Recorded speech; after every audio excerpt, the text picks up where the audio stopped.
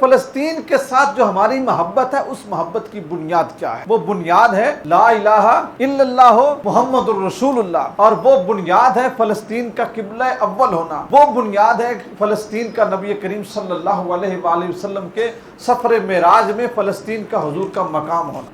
فلسطین کی حالات آپ دیکھیں، یہ آج کی بات نہیں ہے۔ 583 ہجری میں صلاح الدین ایوبی نے 27 رجب کو فلسطین فتح کیا تھا۔ حضرت عمر بن خطاب کے دور کے بعد پھر جب قبضہ ہوا بیت المقدس کے اوپر تو 583 ہجری میں اس کو دوبارہ فتح کیا گیا۔ سلطان صلاح الدین ایوبی نے فتح کیا تھا۔ آج اس فلسطین کی آپ حالت دیکھ لیں۔ ہمیں جو فلسطین سے محبت ہے اور جو ہر عالم یا ہر جو شخص امت کا درد رکھتا ہے وہ جو فلسطین کو دیکھ کے تڑپتا ہے یا پھڑکتا ہے، اس کی وجہ یہ نہیں ہے کہ وہ کوئی جو خطہ ہے اس کی سرزمین جو ہے وہ زمین بڑی قیمتی ہے، نہیں۔ اسلام کی 1450 سالہ تاریخ اور جب سے انسان اس زمین کے اوپر آباد ہوا ہے، ہر مسلمان کے دل میں فلسطین کی محبت کی وجہ پتہ کیا ہے؟ فلسطین وہ جگہ ہے جس کو سب سے زیادہ انبیاء کرام علیہ رضوان کی قدم بوسی کا شرف حاصل ہوا ہے۔ اس جگہ کو انبیاء کی سرزمین کہا جاتا ہے۔ حضرت ابراہیم علیہ السلام سرور دو جہاں صلی اللہ علیہ وآلہ وسلم کے دادا جان، جن کی شریعت کے اوپر امت محمدیہ کی شریعت ہے، جن کی ذات اور جن کی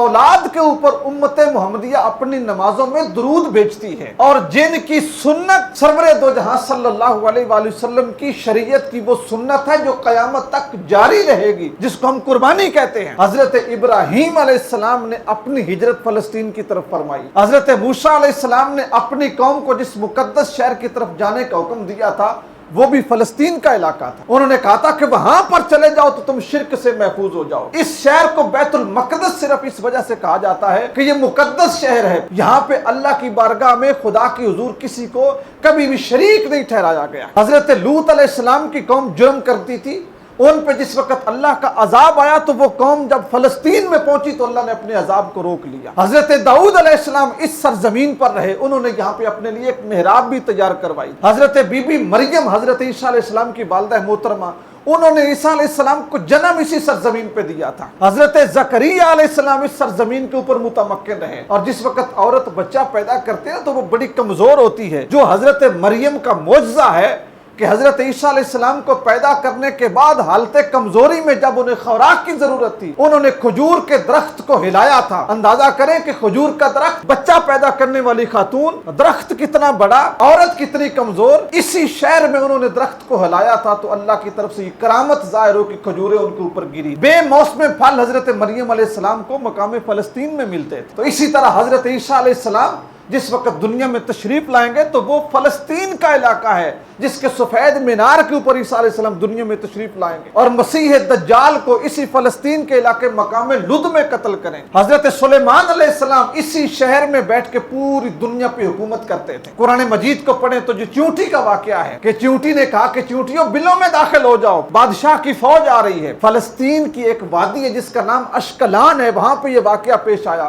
بعد میں اس وادی کا نام وادی نمل رکھا گیا، اسی نمل کی بنیاد پر قرآن مجید میں پوری سورت نمل نازل ہوئی۔ رسول کونین صلی اللہ علیہ وسلم پہ جب نماز فرض ہوئی تو مسلمان پہلے فلسطین کی بیت المقدس مسجد اقصیٰ کی طرف منہ کر کے نماز پڑھتے۔ ہجرت کر کے حضور مدینے گئے تو مدینے میں مسلمانوں کا قبلہ تبدیل ہوا۔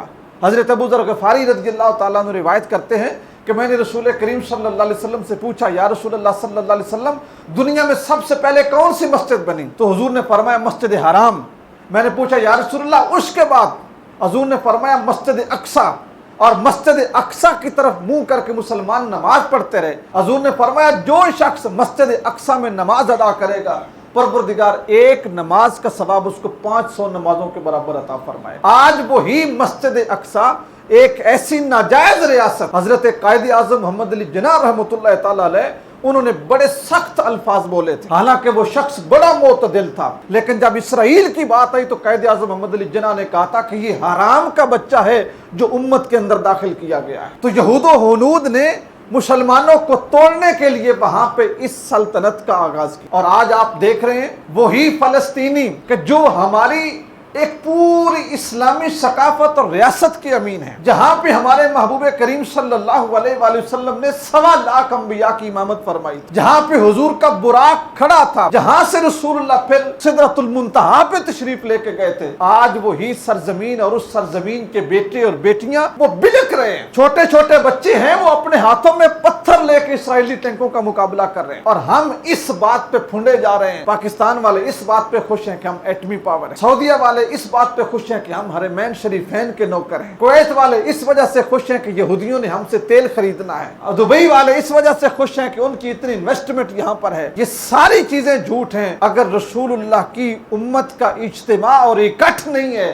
تو پھر یہ بھیڑ بکریوں کی طرح ایک ایک کر کے پھر ان کے اوپر غلبہ پایا جائے۔ کاش کہ ہمارے حکمران اس چیز کو سمجھ لیں۔ دیکھنے کو ہمارے بڑے بڑے ادارے ہیں، یہ جی مؤتمر اسلامی ہے، یہ OIC ہے، یہ رابطہ اسلامی ہے، یہ جتنے بھی ادارے ہیں یہ آج یہودیوں کے، عیسائیوں کے، یہ ان بخشوؤں کے سارے پٹھو بن چکے ہیں، اور کوئی شخص آواز نہیں بلند کر رہا۔ آپ دیکھیں امریکہ میں ایک شخص قتل ہوتا ہے، پوری دنیا میں بھونچال آ جاتا ہے، پوری دنیا میں بھونچال آ جاتا ہے۔ ایک طیارہ گرتا ہے، وہ پوری دنیا پہ حملہ کرنے کا دعویٰ کر دیتے ہیں، وہ پوری دنیا کو ملیا میٹ کرنے کی باتیں شروع کر دیتے ہیں، سینکڑوں مسلمان ذبح ہو رہے ہیں دوران نماز۔ اب نماز سے بڑا امن کیا ہے؟ ایک شخص ہاتھ باندھ کے کھڑا ہے، ایک نہیں ہزاروں کھڑے ہیں، ہاتھ باندھ کے کھڑے ہیں اللہ کو سجدہ کرنے کے لیے، مصلی بچھا کے۔ کیا وہ جو شخص نماز پڑھ رہا ہے وہ کسی پہ فائرنگ کر رہا ہے؟ مسجدوں میں داخل ہو جانا، پھر مسجد اقصی میں داخل ہو جانا، پھر جوتوں سمیت داخل ہو جانا، پھر لوگوں کو ٹھڈے مار کے وہاں سے نکالنا، اور امت کا کوئی شخص بول نہیں رہا۔ کیسی یتیم امت ہے۔ حضرت عمر بن خطاب کے دور میں فلسطین فتح ہوا، بڑی بڑی ضرورتیں تھیں، آپ کی بڑی مصروفیات تھیں، لیکن آپ نے فرمایا کہ میں خود مسجد اقصی میں جاؤں گا، وہاں پہ میں خود جا کے نماز پڑھوں گا۔ ساری مصروفیات ترک کی، خلیفۃ المسلمین مسجد اقصی آئے، اور جو واقعہ آپ سنتے ہیں نا غلام کا اور آقا کی تمیز کے ختم ہونے کا، وہ فلسطین کی سرزمین پہ ہوا تھا۔ جب آپ وہاں پہ پہنچے تھے تو غلام کے ساتھ تھے، اور باری بنائی ہوئی تھی کہ جب تم تھک جاؤ گے یا اتنا سفر میں کر لوں گا تو تم گھوڑے پہ بیٹھ جانا، میں نکیل پکڑ لوں گا۔ جب آپ وہاں پر داخل ہوئے تو آپ کا غلام گھوڑے پہ بیٹھا ہوا تھا، عمر بن خطاب نے نکیل پکڑی ہوئی۔ تو ہم اس وراثت کی سرزمین کو، اس اسلامی سرچشمے کو ہمارے حکمرانوں نے، ہمارے جتنے سرکردہ لوگ ہیں انہوں نے پیٹھ کے پیچھے ڈال دیا ہے۔ امت کی ہر بیٹی ہماری بیٹی، امت کا ہر جوان ہمارا جوان ہے، امت کا ہر سپاہی ہمارا سپاہی ہے۔ اقبال رحمۃ اللہ علیہ نے فرمایا تھا، اخوت اس کو کہتے ہیں چبھے کانٹا جو کابل میں، تو ہندوستان کا ہر پیرو جوان بےتاب ہو جائے۔ کہ محبت اور اخوت اور بھائی چارہ یہ ہے کہ اگر کابل میں بھی کسی شخص کے پاؤں میں کانٹا چبھے تو پاکستان اور انڈیا میں رہنے والا ہر مسلمان تڑپ اٹھے۔